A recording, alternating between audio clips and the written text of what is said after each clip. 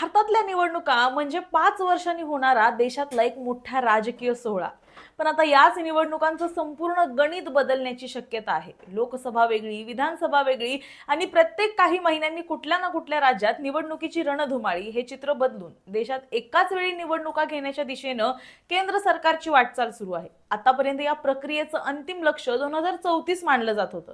मात्र आता अचानक 2029 मध्येच लोकसभा आणि विधानसभा निवडणुका एकत्र घेण्याची चर्चा सुरू झाली आहे.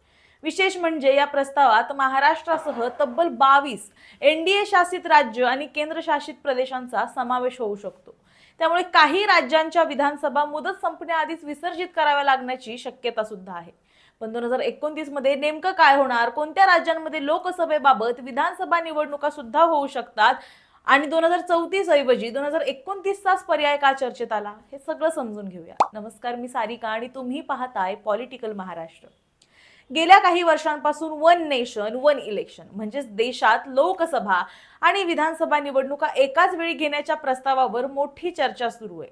केंद्र सरकारची भूमिका अशी आहे की देशात वारंवार होणाऱ्या निवडणुकांमुळे प्रशासनावर आणि सरकारी यंत्रणांवर मोठा ताण येतो. त्याचबरोबर निवडणुकांचा खर्च, सुरक्षा व्यवस्था आणि आचारसंहितेमुळे विकास कामांवर होणारा परिणाम कमी करण्याची लोकसभा आणि विधानसभा निवडणुका एकाच वेळी घेण्याचा पर्याय पुढे आला. याच उद्देशानं केंद्र सरकारनं वन नेशन वन इलेक्शनशी संबंधित विधेयकं संसदेत मांडली. डिसेंबर 2024 मध्ये या संदर्भातील 2 विधेयकं लोकसभेत सादर करण्यात आली. यानंतर ही विधेयकं संयुक्त संसदीय समितीकडे म्हणजेच JPC कडे पाठवण्यात आली. सध्या ही समिती या प्रस्तावाच्या घटनात्मक आणि व्यावहारिक शक्यतांचा अभ्यास करते. या प्रक्रियेत समितीनं विविध राज्यांचे मुख्यमंत्री, राजकीय पक्ष, कायदेतज्ञ आणि इतर संबंधित घटकांची सुद्धा चर्चा केली आहे. म्हणजेच हा केवळ राजकीय निर्णय नसून त्यामागे घटनात्मक आणि कायदेशीर बाबींचा सुद्धा मोठा विचार सुरू आहे. आता आतापर्यंतच्या नियोजनानुसार देशातल्या सर्व विधानसभा आणि लोकसभा निवडणुका एका चक्रात आणण्याचं लक्ष हे 2034 मानलं जात होतं. यासाठी 2029च्या ज्या लोकसभा निवडणुका आहेत त्यानंतर निवडून येणाऱ्या काही विधानसभांचा कार्यकाळ अशा पद्धतीनं समायोजित करण्याची कल्पना होती, ज्यामुळे पुढच्या निवडणुका 2034 मध्ये एकाच वेळी घेता येतील. पण या संपूर्ण प्रक्रियेत एक मोठा आणि नवा पर्याय आता आलाय. तो म्हणजे 2029 मध्येच एकाच वेळी निवडणुकांचा मोठा प्रयोग करायचा आहे.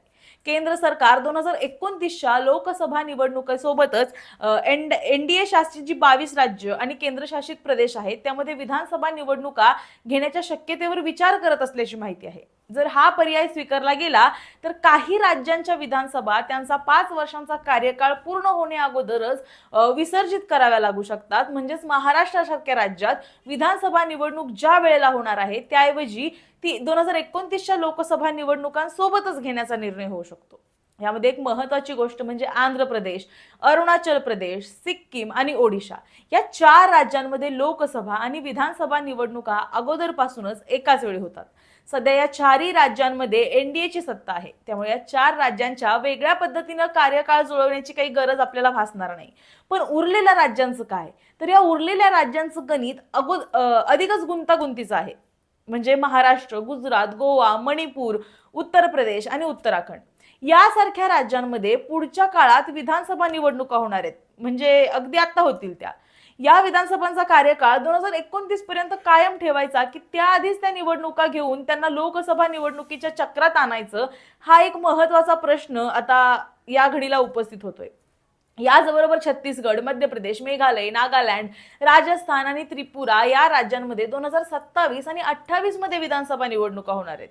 या राज्यांमध्ये एनडीएची सरकार कायम राहिली तर 2029 मध्ये लोकसभा निवडणुकीसोबतच विधानसभा निवडणुका घेण्यासाठी पुढील विधानसभांचा कार्यकाळ म्हणजे मध्येच संपवण्याचा पर्याय सुद्धा आता विचारात घ्यावा लागू शकतो. म्हणजे 2029 मध्ये लोकसभा आणि विधानसभा निवडणुका एकत्र घ्यायच्या असतील तर काही राज्यांच्या निवडणुका त्यांच्या नेहमीच्या वेळेपेक्षा लवकर घ्याव्या लागतील. काही ठिकाणी विधानसभा मुदतपूर्व विसर्जित करण्याचा निर्णय घ्यावा लागू शकतो. त्यामुळे 2029चा हा प्रस्ताव अत्यंत महत्त्वाचा ठरतो. संयुक्त संसदीय समितीचे अध्यक्ष पी चौधरी यांनी 2029 मध्ये एकाच वेळी निवडणुका घेणं शक्य असल्याचं म्हटलंय. मात्र हा निर्णय समितीच्या अधिकार क्षेत्रातला नसून एनडीएच्या मुख्यमंत्र्यांना याबाबत निर्णय घ्यावा लागेल असं त्यांनी स्पष्ट केलंय. म्हणजेच समितीच घटनात्मक आणि कायदेशीर बाबींचा अभ्यास करत असली तरी कोणत्या राज्यात नेमकं काय करायचं याचा अंतिम राजकीय निर्णय वेगवेगळ्या पातळीवर होणार आहे. मात्र विरोधकांकडून या संपूर्ण प्रस्तावाला तीव्र असा विरोध होतोय. काँग्रेस नेते पी चिदंबरम यांनी संयुक्त संसदीय समितीसमोर आपली भूमिका मांडताना 2029 मध्ये एकाच वेळी निवडणुका घेण्याची शक्यता फेटाळून लावली आहे. त्यांच्या मते प्रस्तावित विधेयक संविधानाच्या मूलभूत रचनेच्या आणि संघराज्य व्यवस्थेच्या विरोधात आहे.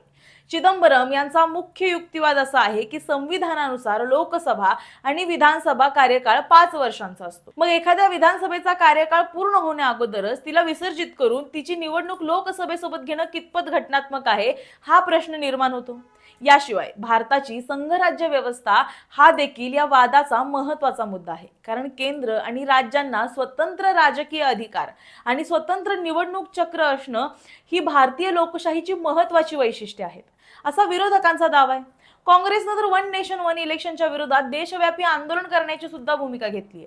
त्यामुळे आता एका बाजूला 2029 मध्ये लोकसभा आणि विधानसभा निवडणुका एकत्र घेण्याचा पर्याय चर्चेत आहे, तर दुसऱ्या बाजूला मात्र त्यासाठी आवश्यक असणाऱ्या घटनात्मक बदलांवर आणि राज्यांच्या कार्यकाळावर प्रश्न उपस्थित केले जात आहेत. आणि म्हणूनच 2029 ची निवडणूक फक्त लोकसभा निवडणूक राहणार का, की ती देशातील निवडणुकांचं संपूर्ण गणित बदलणारी निवडणूक ठरणार, याकडे आता सगळ्यांचं लक्ष लागलंय.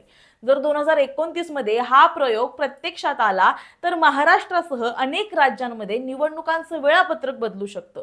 काही विधानसभा मुदतपूर्व विसर्जित होऊ शकतात आणि लोकसभा निवडणुकीसोबतच विधानसभा निवडणुकींची रणधुमाळी सुद्धा सुरू होऊ शकते. पण जर 2029 मध्ये हा प्रस्ताव पुढे गेला नाही तर आधीच चर्चेत असलेल्या 2029च्या लक्ष्याप्रमाणे देशाला एकाच निवडणूक चक्रात आणण्याची प्रक्रिया पुढे होऊ शकते.